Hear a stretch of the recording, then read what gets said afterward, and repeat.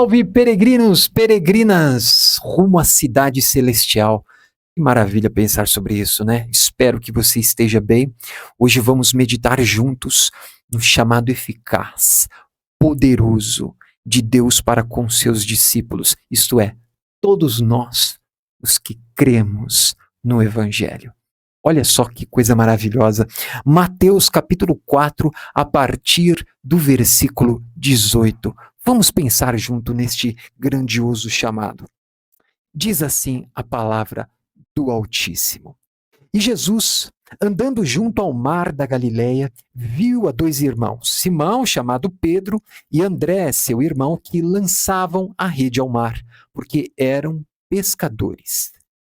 E disse-lhes: Vinde após mim, e eu vos farei pescadores de homens. Então eles, deixando logo as redes, seguiram-no. E adiantando-se dali, viu outros dois irmãos, Tiago, filho de Zebedeu, e João, seu irmão, no barco com seu pai, Zebedeu, consertando as redes. E chamou-os. Eles, deixando imediatamente o barco e seu pai, seguiram-no. Olha só quão poderoso é esse chamado eficaz de Deus, né? Então, o primeiro ponto aqui para nós estudarmos, meditarmos sobre o texto, está ali no versículo 18. Né? Jesus está andando junto ao mar da Galileia. Galileia, um lugar tão distante. Se você for ver Israel no mapa, aquele paizinho que mal você consegue enxergar no globo terrestre. E lá tem uma cidade chamada Galileia. E há mais de 2000 anos atrás, o Deus encarnado está andando no mar, junto ao mar, né? E a palavra de Deus diz aqui que ele viu a dois irmãos, Simão, conhecido também como Pedro, e André, que lançavam a rede ao mar. Então lá está Simão, seu irmão André, nos afazeres diários da vida, né? O seu afazer cotidiano, lançando a rede ao mar. E no versículo 10, vamos ver junto lá? Olha lá. Versículo 19, aliás. E disse-lhes: Vinde após mim, e eu vos farei pescadores de homens. Presta atenção aqui. Jesus andando junto ao mar, viu os dois irmãos e os chama para um novo tempo na vida deles.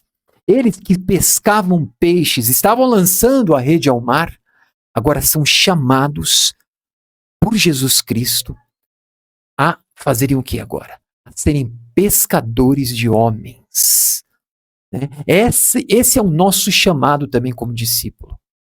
Primeiramente, a gente observa aqui esse chamado poderoso. Né? Isso me faz lembrar a bomba Tsar russa que explodiu, né? A maior explosão atômica de centenas de milhares de toneladas de TNT.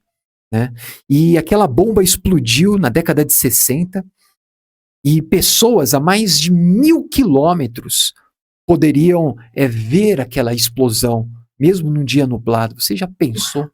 Mas o que nós estamos falando aqui não é de um poder destrutivo, mas é de um poder que nos reconstrói do monturo onde nós estávamos. Não é uma bomba que destrói cidades, mas é um chamado poderoso de Deus que reconstrói o nosso coração, que nos dá nova vida, nova identidade nos lugares assolados da nossa alma.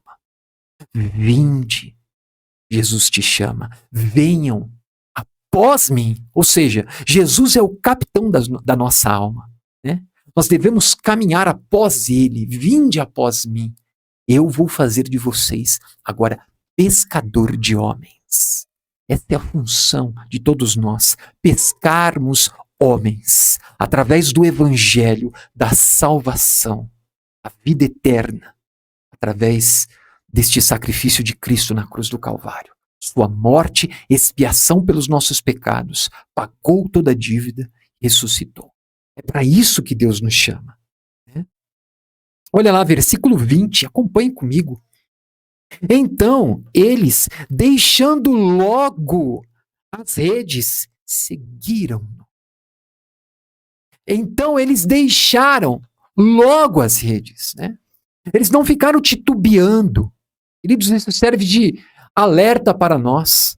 Quando você ouve a palavra de Deus, o chamado de Jesus Cristo para o seu reino eterno, deixe logo a vida, a velha vida para trás, a vida do pecado, a vida do ostracismo espiritual, a vida do não querer Deus. Mas agora Deus está me chamando. Eu deixo as redes, eu deixo as coisas para trás. Né? Isso é um chamado, primeiramente eu quero colocar aqui para vocês, que é um chamado específico desses discípulos. Eles abandonaram tudo, deixaram o seu trabalho. Isso não significa que nós vamos ter que deixar necessariamente o nosso trabalho, mas nós devemos deixar a velha vida para trás. Claro, se você tem um chamado pastoral, se você tem um chamado para as missões, maravilha, mas nem todos nós temos esse chamado. O fato é que nós temos que deixar as coisas para trás, aquela velha vida, e agora para uma nova vida, junto com o capitão das nossas almas. Versículo 21. E adiantando-se dali, vamos lá, versículo 21, Mateus 4, 21. E adiantando-se dali, viu outros 2 irmãos, Tiago, filho de Zebedeu, e João, seu irmão, num barco com seu pai Zebedeu, consertando as redes. Presta atenção. E adiantando-se dali, Jesus tem outras ovelhas para colocar no seu aprisco. Chamou os 2 irmãos, ele prossegue, né, para buscar mais almas. Ele começa com o seu próprio exemplo. E assim também somos nós. Precisamos pregar o evangelho, edificar a igreja do Senhor e adiantando-se e prosseguir rumo ao alvo, esquecendo das coisas que para trás ficam e avançando para as que estão diante de mim, prossigo para o alvo, para o prêmio da soberana vocação de Deus em Cristo Jesus. Prossiga, meu irmão, minha irmã. Adiante-se. Faça a obra de Deus com carinho, com dedicação, porque o nosso mestre está nos ensinando aqui. Né? E estes 2 homens, estes 2 irmãos agora estão o quê? Consertando as redes, junto com seu pai Zebedeu. É interessante aqui que no versículo anterior, os discípulos estavam lançando as redes. E agora esses discípulos que estão sendo chamados estão consertando as redes. Nós temos tempo de lançar as redes, mas também temos o tempo de consertar as redes, né? De meditar, poxa, o que eu estou fazendo? Estou bem embasado na palavra de Deus? Estou buscando o Senhor? É tempo de lançar redes e consertar coisas nas nossas vidas. Como é que está a área lá da sua vida, do seu casamento? É tempo de lançar ou é tempo de consertar? Né? Então você também tem que entender tempos na sua vida.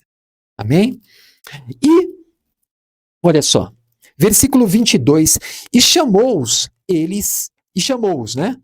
Eles, deixando imediatamente o barco e seu pai, seguiram-no.